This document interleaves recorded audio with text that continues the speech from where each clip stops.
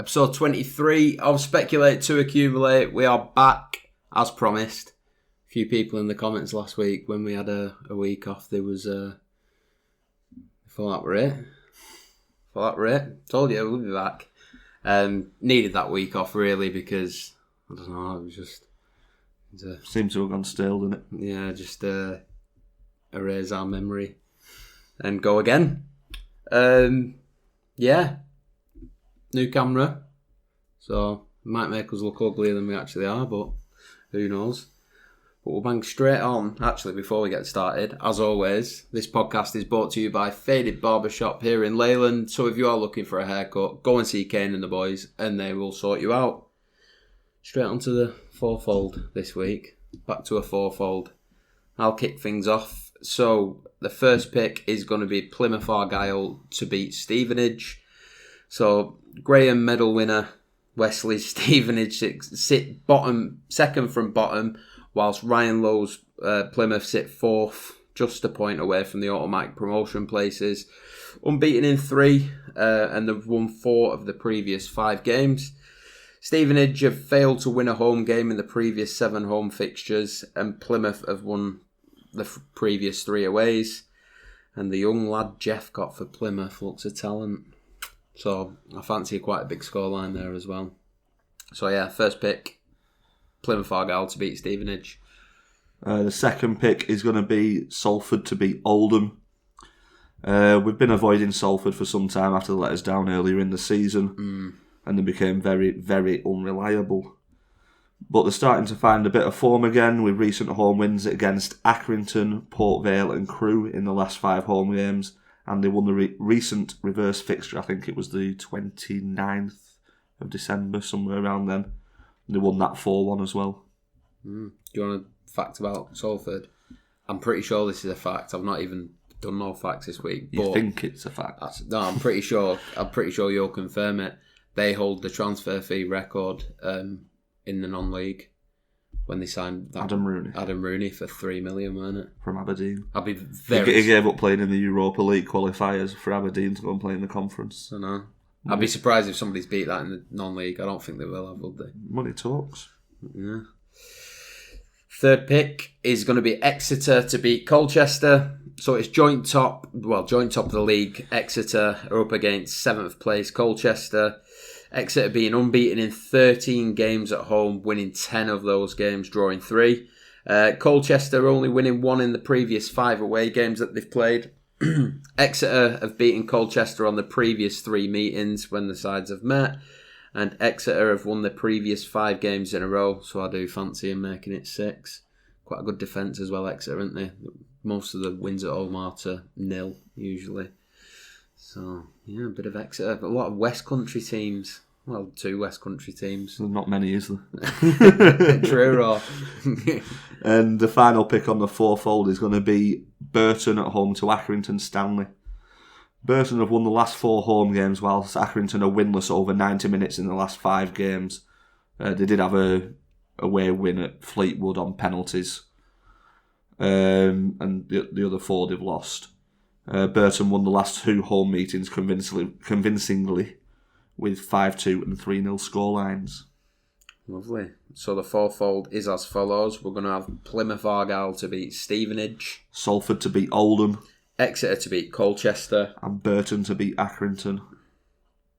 Should be a decent price. Exeter are better than evens. I've not priced it up, but I think all of them were similar to evens. Yeah. I don't think there was any really low price. Should be decent then. Both teams to score, 6-fold. Do you want to start? I can do. Go on. The first pick is going to be Southampton versus Spurs. Southampton are on an excellent run of form since getting battered 9-0 at home to Leicester, didn't they? Give them a kick up the arse. Since then, they've played 16 games and scored in 15 of them.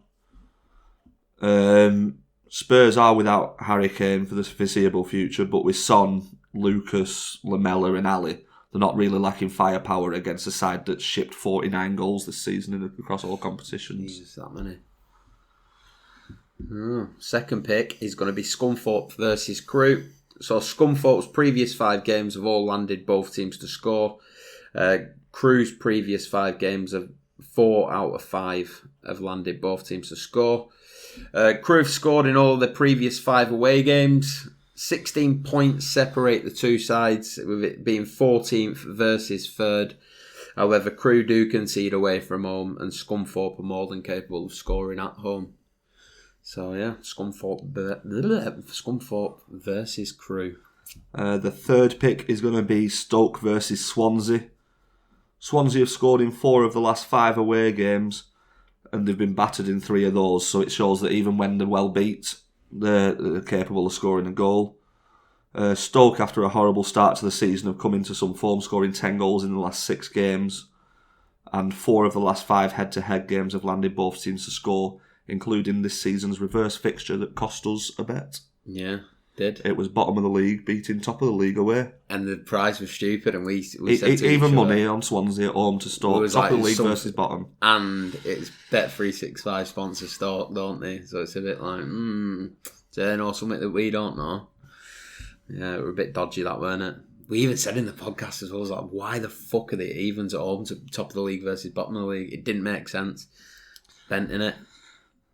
Bent championship. The FL's corrupt. Corrupt when we lose. Yeah.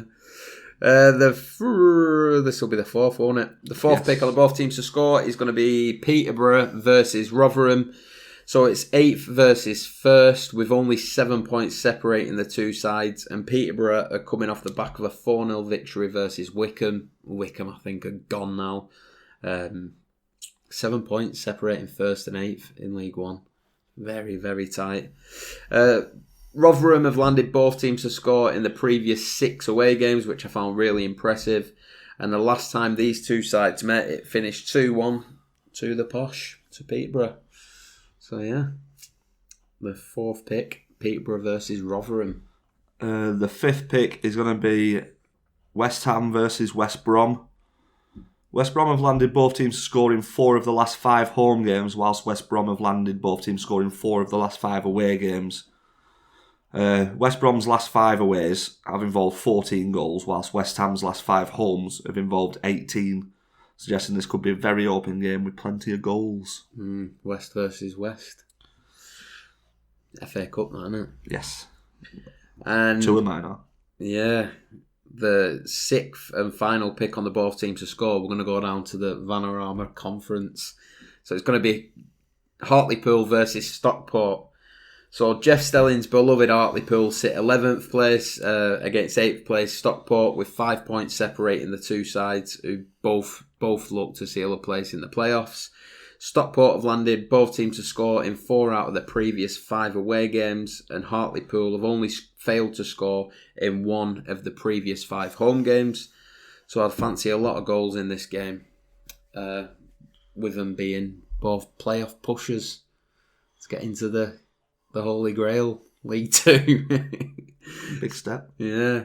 So the 6th goal for the both teams to score is as follows. We're going to have Scunthorpe versus Crew. Southampton versus Spurs. Peterborough versus Rotherham. Stoke versus Swansea. Hartlepool versus Stockport. And West Ham versus West Brom. Again, we've not got a price. Been fucking rushing today, haven't we? Let's be honest. Rush. We haven't got a score and win this week just because there's no full league fixtures. The FA Cup, it's quite a big, it's a bit of a lottery really, isn't it? The FA Cup splits over the 2 days as well, doesn't it? I think there's 4 or 5 games of them playing. They played Sunday as well, isn't there? Yeah. A game on Monday, 2 tonight. Yeah, and the conference is a bit hit and miss. Sometimes you see bottom of the league beating top of the league there away from home, don't you? So best not. We just thought we'd best not, make a treble, which probably will lose. One last thing we do before we do go. We've not had many we've had no hate comments or anything like that, but we can't guarantee winners, but we can guarantee well-researched bets. That's what we can do, isn't it? So if you do back one of our slips and you think, and a couple later down you think, fucking hell, what a stinker, go to Flash Scores, Soccerway or something, look at the fixture and just look at where we're getting the research from, because at the time it makes a lot of sense, doesn't it? It's on paper, it looks fucking fantastic. I know they always do, but yeah, when the results flying sometimes, just like, fucking hell. I think that's why we took a week off as well, weren't it? We both just like, shit, what just happened on them 2 slips? But yeah, we're back now anyway. Episode 23 this was.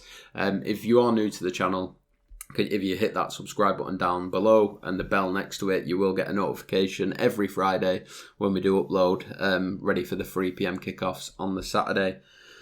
196 subscribers now, nearly at 200.